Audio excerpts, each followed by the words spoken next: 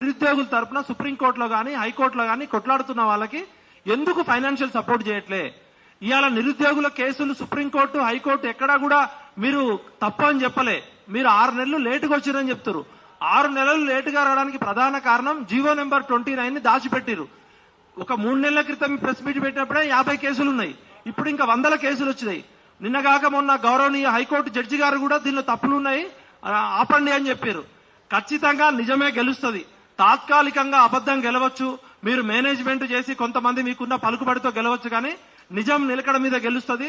మొన్న వెస్ట్ బెంగాల్లో ఎట్లయితే 25,000 ఉద్యోగాలకు అక్రమంగా రిక్రూట్ అయితే కోర్టులు కొట్టేసినాయో అట్లనే నేను చెప్తున్నా, ఈ భూమి మీద సూర్యుడు తూర్పున ఉదయించడం ఎంత ఖాయమో ఈ గ్రూప్ 1 లో జరిగిన అక్రమాలు, ఒకవేళ మీరు ఇప్పుడు కర్ర ఉంది మీ చేతిలో, మీ అధికారం ఉంది అని విర్రవీగి 563 మంది అక్రమంగా రిక్రూట్మెంట్ చేసినా కూడా సుప్రీంకోర్టులో 13 మంది రాజ్యాంగ ధర్మాసనం తీర్పిచ్చే వరకు ఇక్కడ ఉన్న అందరం కూడా కొట్లాడతాం.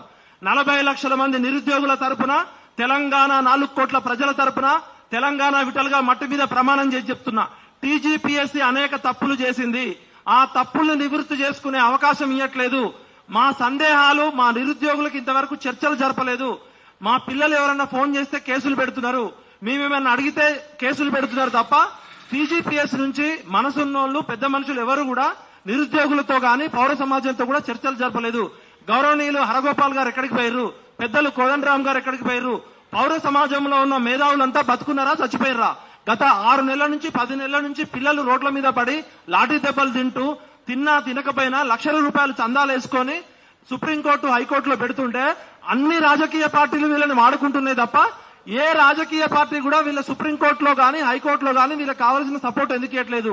టీజీపీఎస్సీ దగ్గర మేము కట్టిన డబ్బులు ఉన్నాయి, వాళ్ళు నిమిషానికి లక్షల రూపాయల లాయర్లు పెడుతూ నిరుద్యోగులకు వ్యతిరేకంగా వాదిస్తున్నారు. రేవంత్ రెడ్డి గారిని నేను రిక్వెస్ట్ చేస్తున్నా, ప్రజాప్రభుత్వము మార్పు రావాలి, కాంగ్రెస్ రావాలని పెట్టిరు కదా, రాష్ట్ర ప్రభుత్వమే నిరుద్యోగుల తరపున లాయర్లను పెట్టండి. టీజీపీఎస్సీ కరెక్టా కాదా అనేది టీజీపీఎస్సీ పెడుతుంది. నిరుద్యోగుల తరపున రాష్ట్ర ప్రభుత్వం, రేవంత్ రెడ్డి ప్రభుత్వమే డబ్బులు పెట్టాలి. విద్యాశాఖ మంత్రి లేడు, ముఖ్యమంత్రి కలవడు, టీజీపీఎస్సీ ఎవరైనా పోతే అరెస్ట్ చేస్తారు. దీని మీద అలీబాబా అరడజన్ దొంగలాగా ఒక పరీక్ష 1000 తప్పులున్నాయి. నేను గౌరవనీయులు బుర్రా వెంకటేశం గారిని, నవీన్ నికోలాస్ గారిని రిక్వెస్ట్ చేస్తున్నా, రేపు మేము మార్నింగ్ మీ దగ్గరకు వస్తాం, మాకు అపాయింట్మెంట్ ఇవ్వండి.